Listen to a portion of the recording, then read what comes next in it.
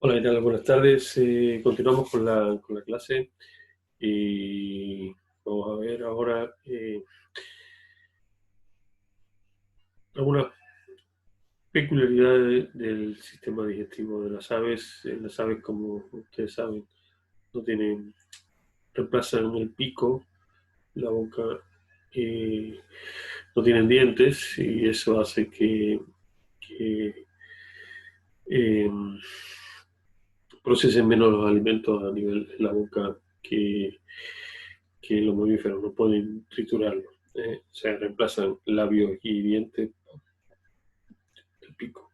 Si bien tienen muchas adaptaciones en función del alimento que tengan las aves, no pueden procesar tanto como lo hacen los dientes, con los dientes, triturar los alimentos.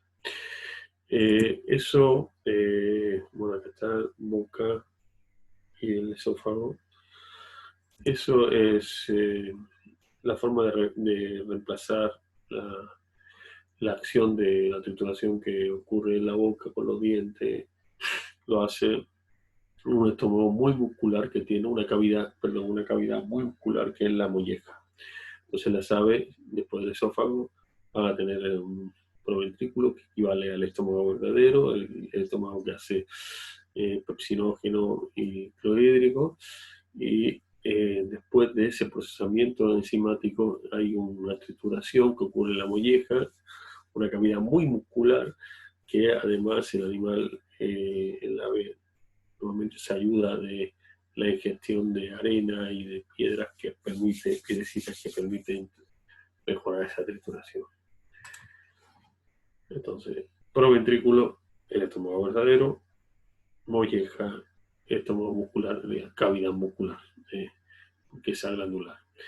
Eh, entonces, primero una digestión enzimática y luego una trituración mecánica. Por último, otra diferencia que tiene la presencia de una estructura de la cloaca, donde vierte ano y uretra. O sea, mezcla la uretra y el ano en la misma estructura que la cloaca. Respecto a los rumiantes, presentan cavidades, hace una fermentación craneal, por lo tanto hay cavidades donde fermentan que están acraneal del estómago verdadero o abomaso y que son glandulares. Entonces tiene el rumen o panza, que es el 80% del volumen de estas cavidades y que ocupa gran parte de la cavidad torácica del animal, perdón, de la cavidad abdominal del animal. El retículo redecilla, el omaso olivillo y solamente el 8% sería el estómago verdadero de todo el volumen de estas cavidades. Entonces, esa sería una vista lateral izquierda, que es el flanco donde se encuentra el rumen. Todo esto tenemos acá, sería el rumen. ¿eh? Este sería el retículo, este es el esófago, el vaso. Por acá estamos viendo el hígado. Y esto sería uno de los ciegos, el ciego que tiene la vaca. Bueno, es importante, sería una cavidad, una vista lateral derecha, perdón, este sería el abomaso, y esto de acá sería el omaso. Esto sería.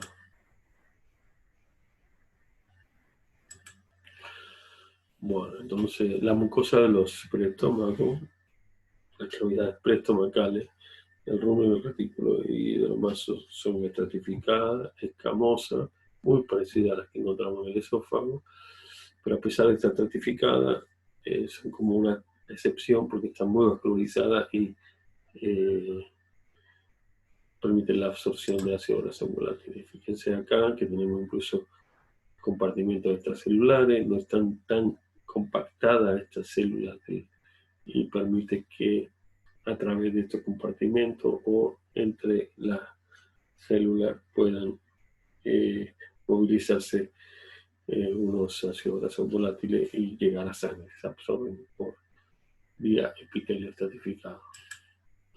Esta es la estructura que tiene la mucosa de estas cavidades. El rumen tiene papila, el retículo tiene cresta y el omaso tiene hojas.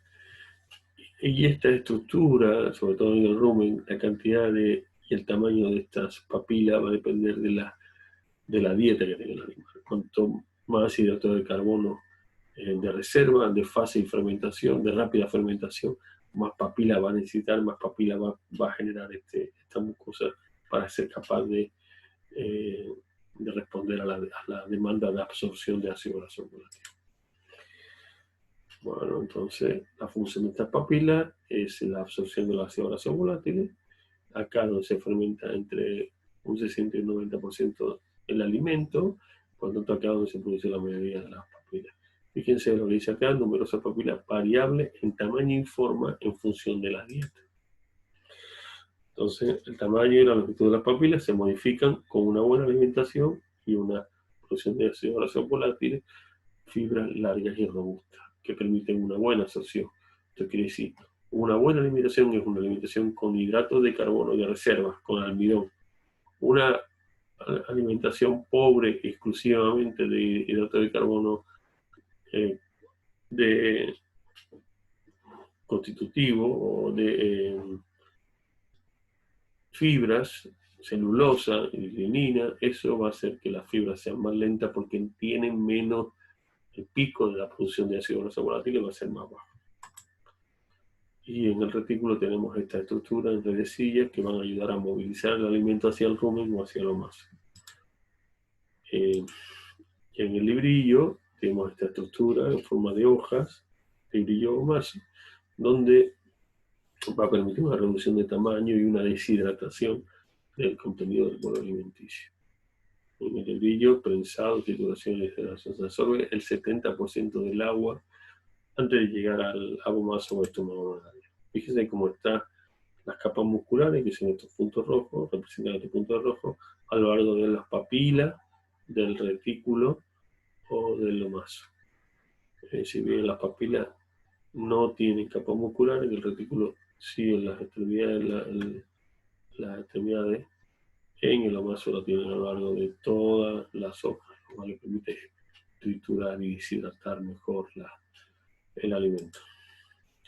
El alimento en el rumen se encuentra estratificado, teniendo un estrato gaseoso, sólido, semilíquido y líquido. El líquido es el alimento más degradado. En el líquido están las enzimas que están degradando celulosa, y además donde se consigue, en el último estrato, donde se consigue la anaerobiosis necesaria para que activen las celulasas.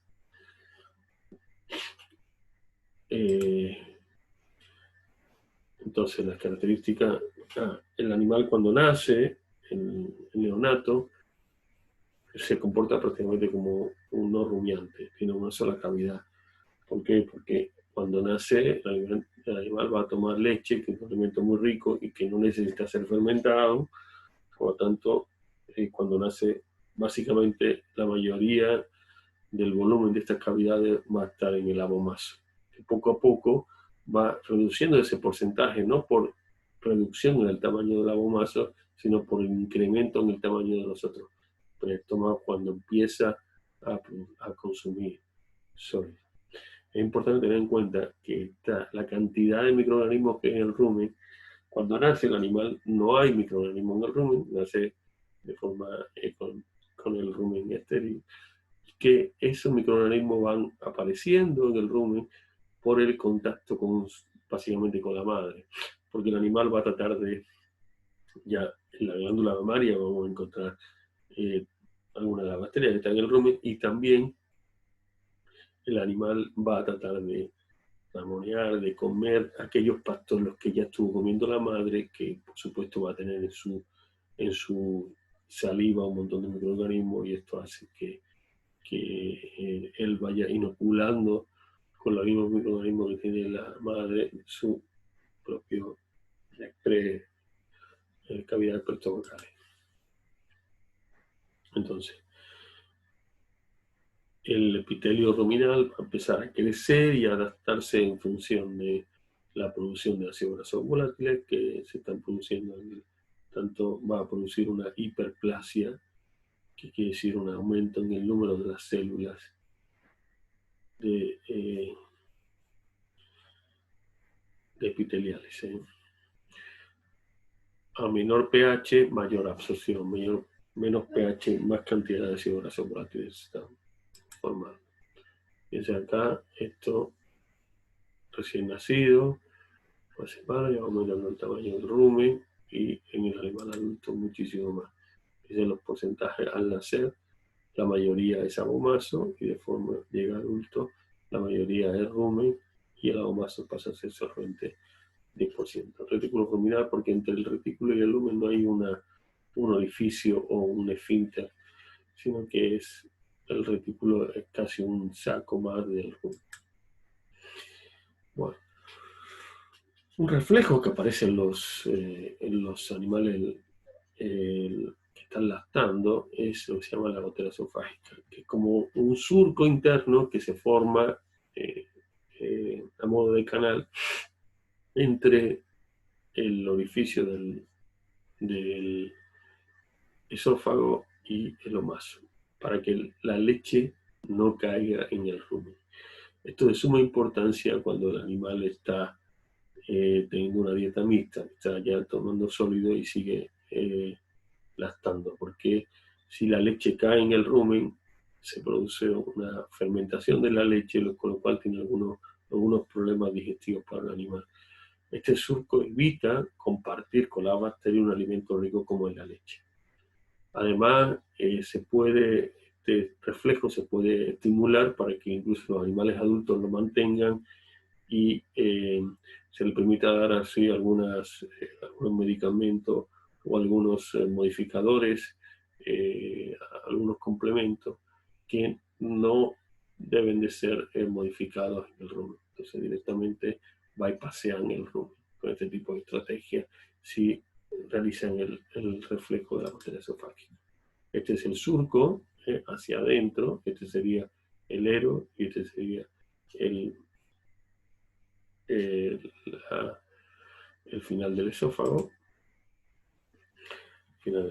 Bueno, ahora, una vez que un animal adulto, para que se esté constantemente, para que la fermentación ruminal sea óptima, tiene que haber una serie de movimientos, dos movimientos básicamente: el simple, el ciclo reticulo ruminal simple, que son unas contracciones que permiten el mezclado de los distintos estratos de lo que está el alimento y las enzimas. Las enzimas básicamente concentradas en la parte líquida y el alimento menos degradado en la parte sólida. Este movimiento de contracciones simples básicamente es como la misma función que tiene en un lavarropa el mezclado del detergente, que son las enzimas que se ven como las enzimas que van a agregar al alimento, el detergente y la ropa sucia. Ese movimiento lo está haciendo constantemente el rumen, que se inicia en el retículo, una primera contracción del retículo con el ero, con el esfínter retículo omaso cerrado, que va a desplazar, va a generar un movimiento circular, o sea, desde craneal por el dorso hacia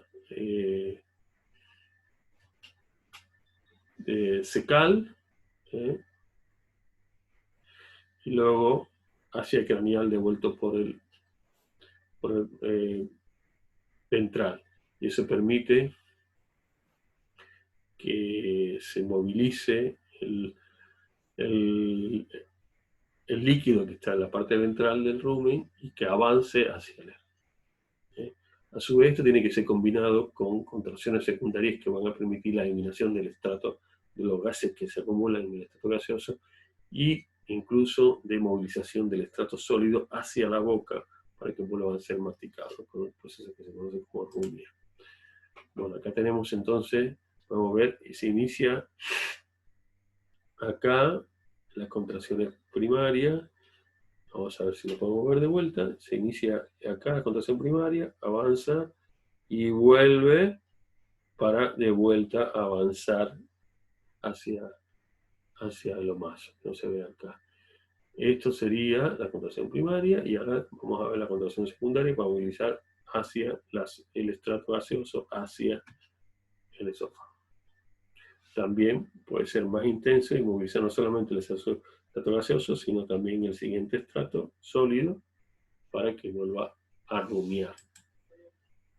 Entonces la rumia es una forma de vómito controlado que le permite remasticar, reensalivar y redeglutir el alimento. Y eso, el animal que está en unas buenas condiciones y que está, digamos, tranquilo, pasa un tercio del día rumiando, 8 horas al día rumiando. La eliminación de gases es muy importante, sobre todo el dióxido de carbono y metano, porque cualquier problema en esta eliminación va a provocar que vaya incrementándose el volumen del rumen y que puede llegar incluso a la muerte del animal. Estos son algunos desórdenes digestivos que se producen en los rumiantes, con los que hay que estar atento.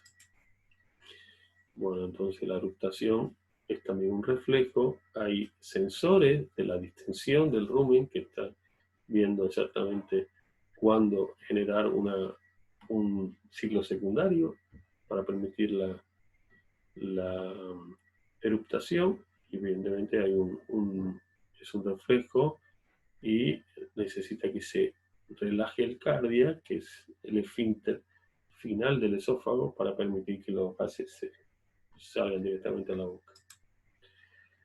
En el caso de la rumia, además, participan una serie de músculos inspiratorios, porque hay como una inspiración a glotis cerrada que hace vacío en la laringe, que permite ayuda a que material del estrato sólido pase a la boca. Entonces, una vez que pasa a la boca, inspiración glotis cerrada, contracción y hay movimiento antiperistaltico en el esófago, se vuelve a masticar con mucha más conciencia, mucho más despacio, las partículas son más pequeñas y se ensaliva de vuelta. Lo que hace, acuérdense que la saliva tiene un pH alto, por lo tanto esta reensalivación lo que está haciendo es ayudando a que el contenido ruminal tenga un pH más alto. Fíjense, las horas hay una concentración de la rumia en la noche, pero prácticamente puede ver al animal rumiando en cualquier momento del día. Bueno,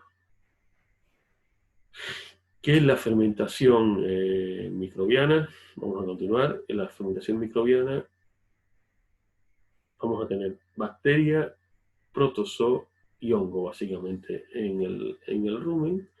Entonces, estos microorganismos van a necesitar una serie de requisitos para que puedan proliferar y fermentar el alimento.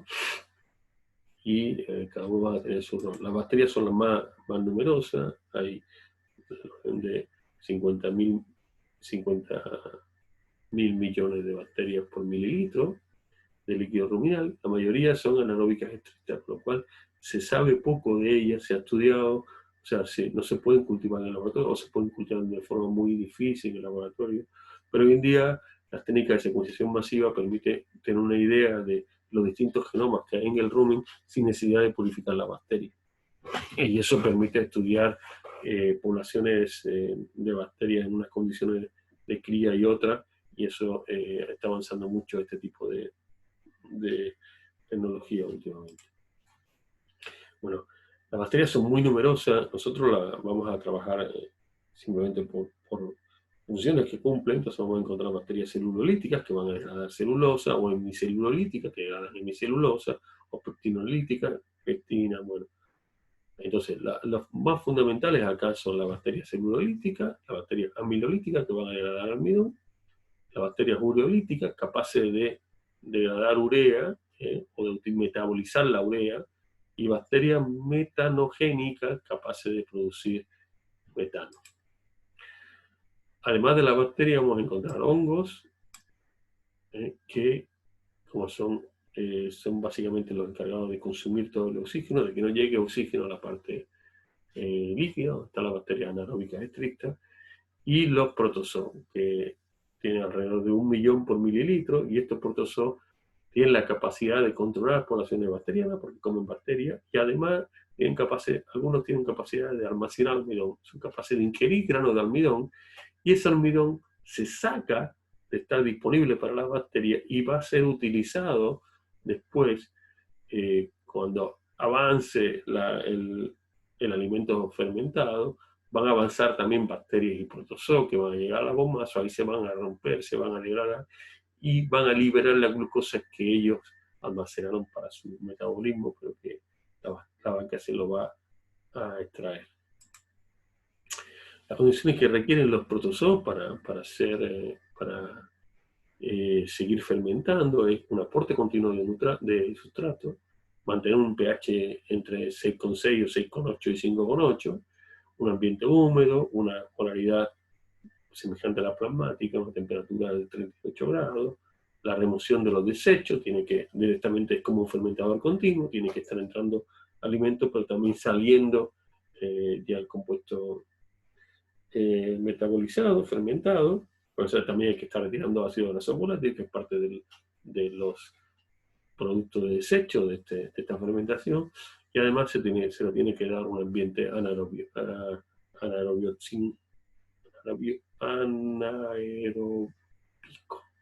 perdón, o sea, sin oxígeno. Bueno, ¿y de qué depende todo esto? Bueno, esto depende, estas características que tiene que hay en el rumen son las responsables de la proliferación son las que generan un equilibrio entre las distintas especies bacterianas que hay en el rumen. O sea, si tenemos un pH más ácido, se va a favorecer un tipo de bacteria que normalmente están relacionadas con el sustrato que se ingiere y que provoca ese pH más ácido.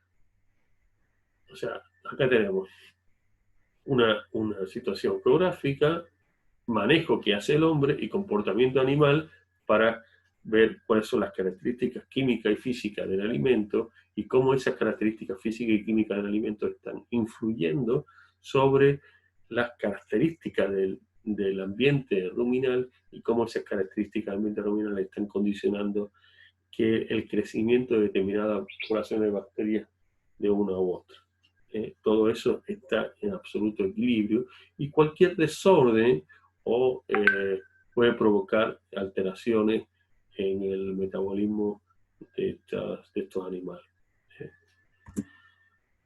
Las principales funciones del rumen es soportar, mantener y asegurarse de la fermentación microbiana. Entonces, tiene que permitir que los microorganismos fermenten o digieran materiales que no pueden digerir la enzima propia del animal.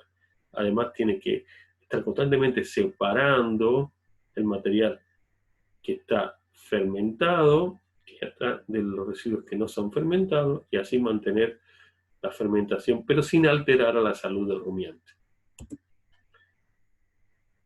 Entonces, ¿qué es la fermentación? La fermentación es un proceso catabólico de oxidación incompleta. ¿Por qué de oxidación incompleta? Porque no tiene oxígeno, no hay oxígeno.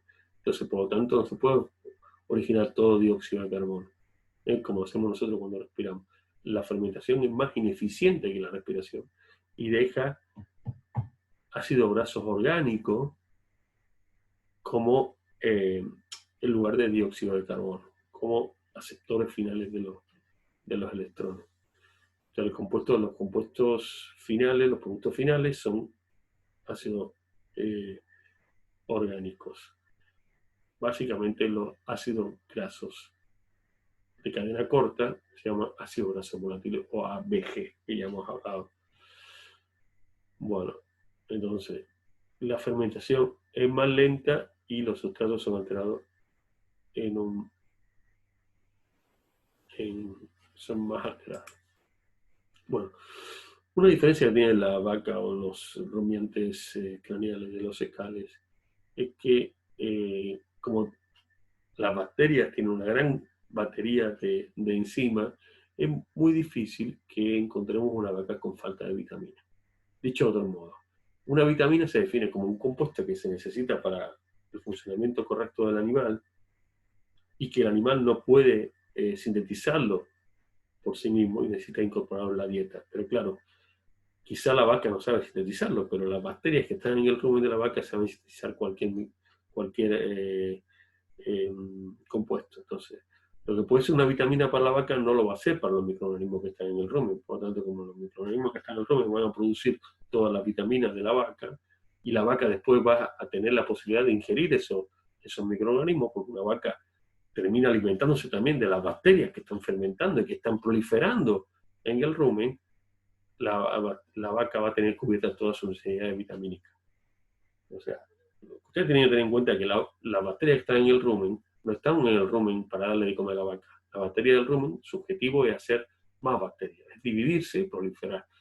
Como residuo de ese crecimiento que tienen las bacterias, se están liberando ácidos orgánicos que la vaca está utilizando como recurso energético, que son estos ácidos volátiles.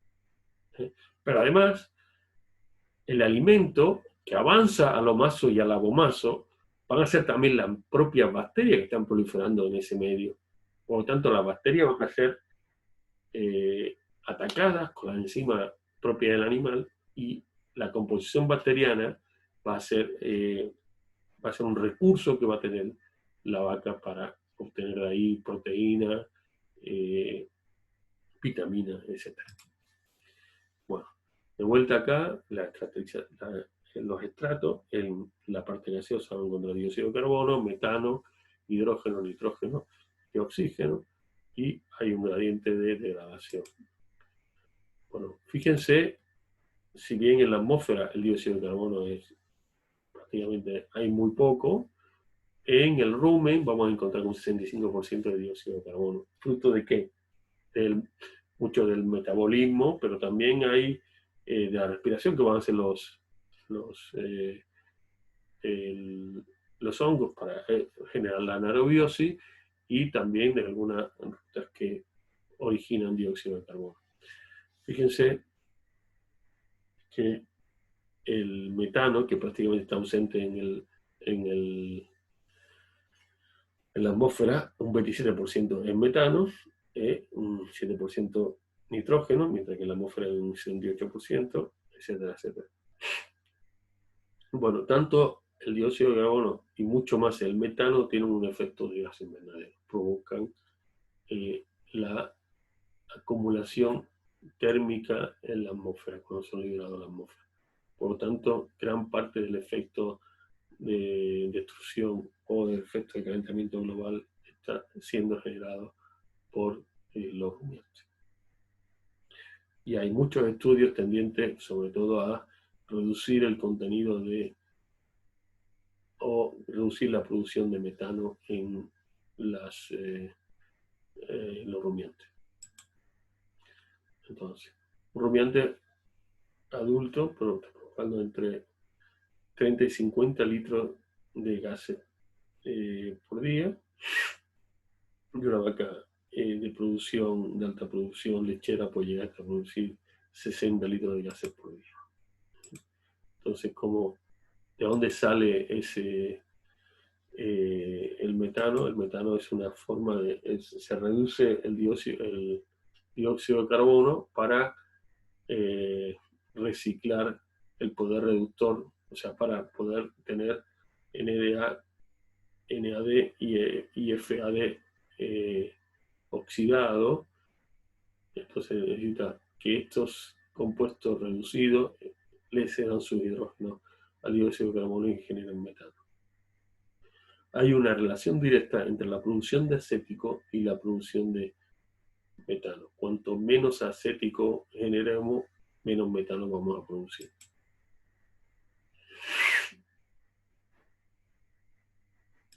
Bueno, entonces, sobre la bacteria metanogénica, es necesario tener cuanto más bajo sea el pH ruminal, acuérdense que hasta 5,8 puede llegar, menos bacteria metanogénicas vamos a tener. Además existen en el mercado algunos antibióticos que se usan de forma selectiva, que matan a estas bacterias metanogénicas con un rango más que a las otras bacterias, y uno de ellos es la ionomicina.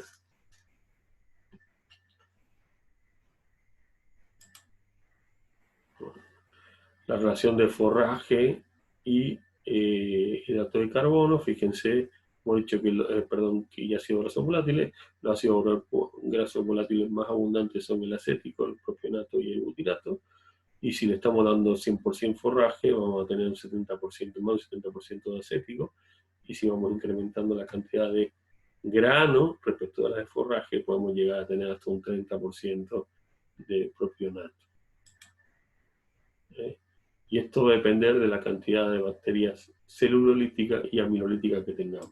¿Y de qué depende esto? Va a depender del tipo de hidrato de carbono que haya.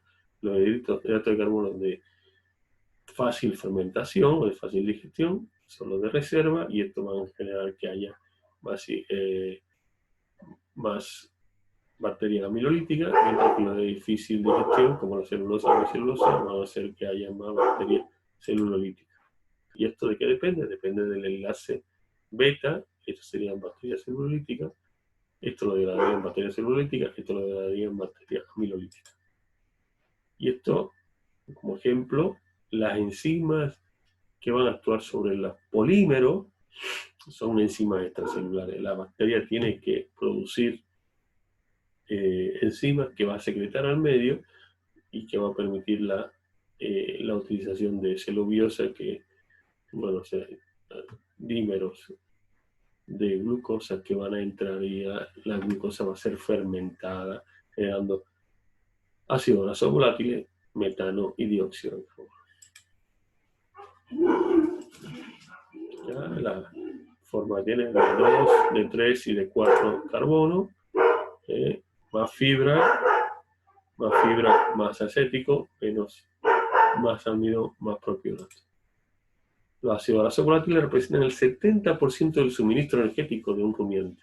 Son absorbidos por el epitelio del rumen y transportados vía porta al hígado. Son absorbidos un mecanismo de difusión a favor de gradiente, acá no a través de un epitelio estratificado. Esto es una cosa bastante extraña. Difusión a favor de gradiente.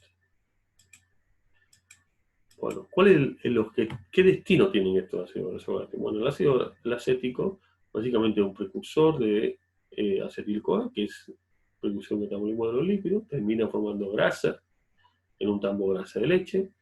El ácido propiónico es el único que tiene capacidad de gluconogénesis, a partir del cual se puede hacer glucosa. Y la glucosa va a terminar formando lactosa, que va a estar dando el volumen de leche. O sea, en un tambo siempre nos interesa darle al animal una dieta que incremente los niveles de ácido propiónico. Y por último, el butirato, que también es precursor de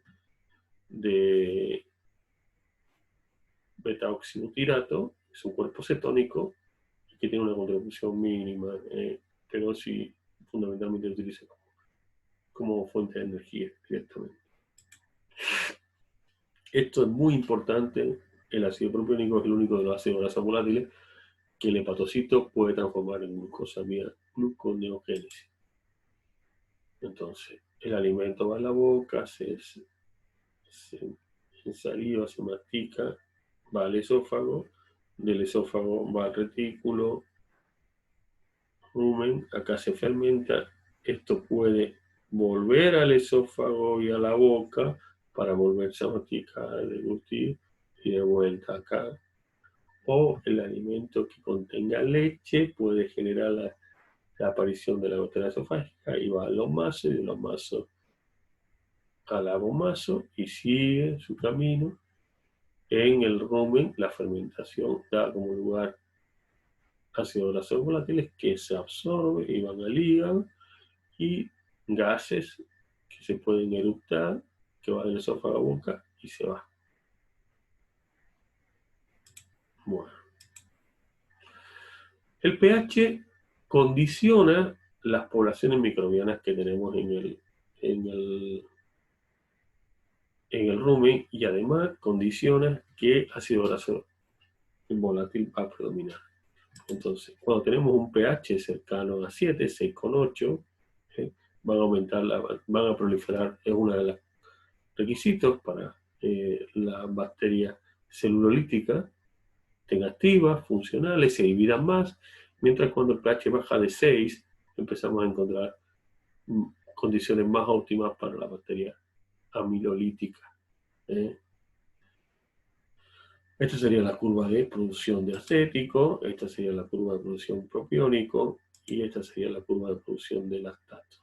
La aparición del lactato es negativa en la fermentación. Cuando empieza a producirse lactato, esto puede generar un desorden metabólico que se llama acidosis ruminal, que lo vamos a ver un poco más adelante. Entonces, ¿qué mecanismos tiene el animal para mantener el pH ruminal? Prácticamente la saliva es único, porque hemos dicho que el rumen es glandular, no le puede segregar cosas, pero a través de la rumia puede incrementar la saliva que vaya al rumen. Y un animal puede llegar hasta producir 200 litros de saliva al día. Acuérdense que la saliva tiene un pH bastante alto al día, pH de 8, 8,2, 8,4. Por lo tanto, cuando la dieta favorezca más la rumia, cuando la dieta tenga más rica en fibra, va a aumentar la producción de saliva y por ende va a aumentar también el pH ruminal. Entonces, cuando tenemos la absorción de ácido graso volátil, cuando más eficiente sea la absorción de ácido graso volátil, menos va a bajar el pH. Entonces, nosotros tenemos que tener unas papilas bien robustas que permitan retirar ese ácido graso volátil y no permitir que aumente mucho el pH. Y por otro lado, otras cosas que intervienen en la eliminación de dióxido de carbono. El dióxido de carbono acidifica, entonces todo lo que la adaptación favorece que no baje tanto el pH, y los compuestos nitrogenados, acuérdense que la utilización de ácido graso volátiles los transforma, utilizan ácido graso volátiles, tanto el compuesto de aminoácidos pueden también ser convertidos en ácidos grasos volátiles y liberar amoníaco, que el amoníaco también incide sobre el pH, así que también tienen que estar retirando el amoníaco. Bueno, como regla general, más fibra, más rumia, mayor pH, favorece bacterias celulolíticas. Más concentrado, menos rubia, menos pH, favorece la proliferación de bacterias amilolíticas. Esto es muy importante que lo tengan bien claro. Acá está en gran parte de los que tienen que entender la clase de rumiantes. Ahora, ¿cuál es el metabolismo proteico en el rumen? Las proteínas son degradadas por los microorganismos, dan péptidos, entran estos péptidos a la bacteria, y la bacteria estos aminoácidos o bien los convierten entre ellos haciendo transaminaciones con un aminoácido, puede generar otros aminoácidos y van a terminar siendo proteínas microbianas, o en caso de necesidad los puedo utilizar también, puede hacer catabolismo de estos aminoácidos y utilizarlo como esqueletos carbonados, y estas cadenas carbonadas da lugar a ácidos grasos volátiles y dióxido de carbono y amoníaco. Entonces, la desaminación o la aminación de cadenas carbonadas es algo reversible que pueden hacer los microorganismos. Y eso habilita a que los rumiantes puedan se les pueda dar en la dieta nitrógeno no proteico, porque tienen la capacidad, las bacterias ruminales, de utilizar este nitrógeno no proteico para hacer proteínas microbianas. Y ese nitrógeno no proteico siempre es de mucho menos valor que las proteínas. Por lo tanto, es una forma de dar un alimento muy pobre, urea o otros nitrógenos proteicos, para que a partir de ahí el animal haga proteínas. Los microorganismos del rumen son capaces de utilizar todos los aminoácidos, Los microorganismos anaerobios pueden transformar nitrógeno proteico, utilizarlo como sustrato de aminoácidos, y el amoníaco es el principal compuesto de nitrógeno que utilizan los microorganismos anaerobios para la síntesis de aminoácidos y la proteína. Pero hay bacterias ureolíticas capaces de degradar la urea en amoníaco, y por lo tanto ese amoníaco junto con cadenas carbonadas y energía pueden generar todos los aminoácidos que necesita la bacteria. O sea, cuando tenemos pocas proteínas y mucho hidrato de carbono, el animal va a tener un poco comprometido su crecimiento porque le faltan le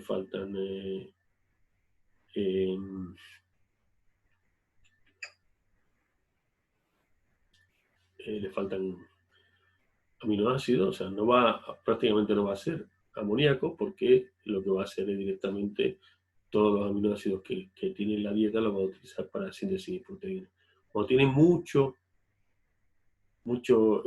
proteína y tiene poco hidrato de carbono, va a generar mucho amoníaco porque necesita para el crecimiento, mantenimiento celular y la síntesis de proteínas, va a necesitar las cadenas carbonadas de estos aminoácidos, por lo tanto va a producir amoníaco. Bueno, el animal también utiliza lo que se llama el ciclo de la urea. Y a partir del amoníaco que se sintetiza en el rumen, viaja vía porta hasta el hígado, donde se transforma como forma de toxificar el amoníaco en urea.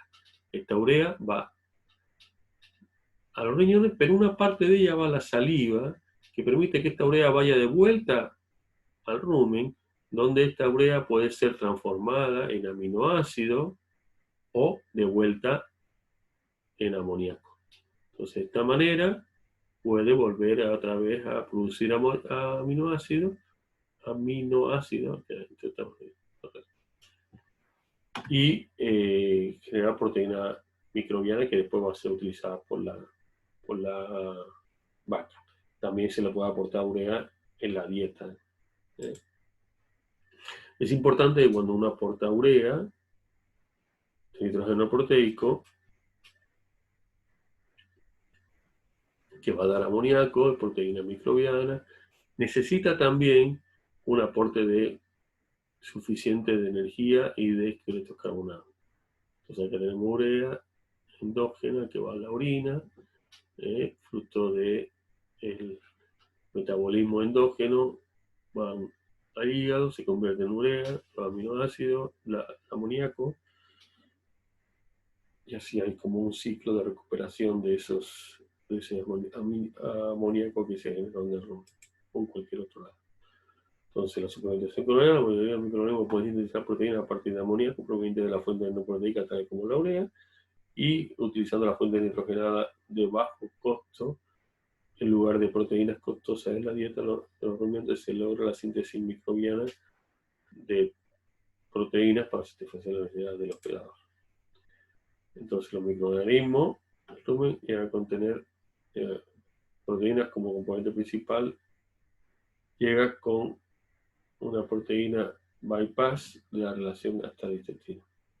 Ojo, con animales con poco desarrollo ruminal, el aporte de urea puede ser tóxico.